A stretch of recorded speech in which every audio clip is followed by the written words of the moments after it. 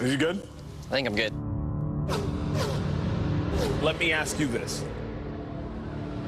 Why should we believe in Kyle Larson's second chance? Kyle Larson is at the top of sports headlines today. A driver said an unforgivable phrase. This is something that doesn't belong anywhere in our society. He has been released by Chip Ganassi Racing. I can see it. You can't hear me? Hey. Wow, big. Kyle, you're talking to everyone, bud. Yeah, we heard that. All right, Kyle, the first thing I'm wondering is, you don't have to have this conversation, right? You could have put this all behind you. So let me ask you, what specifically about race or about inequality would you say you've learned over the last 10 months? Yeah, I would say I didn't realize that that word still, when heard by, a black person, took them, back to those thoughts of, slavery and injustice. And I didn't really open my eyes to what's going on in the world. As a black man, I wonder when I see someone who is half white, half Japanese, where does saying that word come from? I think just ignorance, really. And Kyle, you can't plead ignorance to knowing the pain that the N-word causes.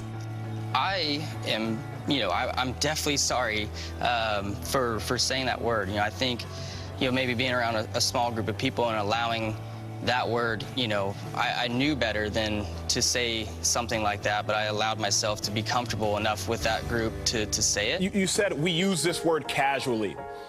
Is that in NASCAR circles, growing up in familial circles? Not at all in NASCAR. I think racing in general kind of has maybe had that reputation, but I don't believe that to be true. I think, in the last 10 months or so, we've seen a lot of change in the sport. So I see it as going in the right direction, and I hoped to be a part of that positive change and direction. So what about the people who are tired of talking about race? Emmanuel, the world is equal, I hear a lot. I'm sure you hear, yeah, but Kyle, slavery was so long ago. I think we just need to keep reminding them that, it's not equal. African Americans, they weren't given a fair shot. And like I've watched a lot of your videos, you can't just say, 70 years ago, whatever it is, that, all right, here you go, you're equal. They're so far behind. You can't ever really get caught up from that. So we all need to do a better job of treating each other fairly and respectfully. Do you feel as though your punishment fit the crime? I've never once felt like everything that's happened to me or anything that's happened to me wasn't or shouldn't have been done.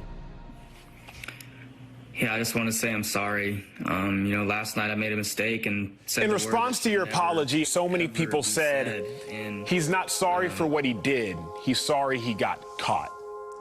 In a way, yes. I think for sure you can be sorry that you got caught, but I've let down so many people in a race of people that makes me feel terrible. I'm not that type of person to ever want to hurt anyone. And I think after my mistake, it put me in that position to really go out and learn and try to educate myself the best that I can. I've reached out to people personally, had conversations. I've gone to Minneapolis, driven to Philadelphia to meet with the Urban Youth Racing School with Anthony and Michelle Martin. I'm in the middle of starting a foundation. I wanted to be real and be a better role model to others, as well as my children.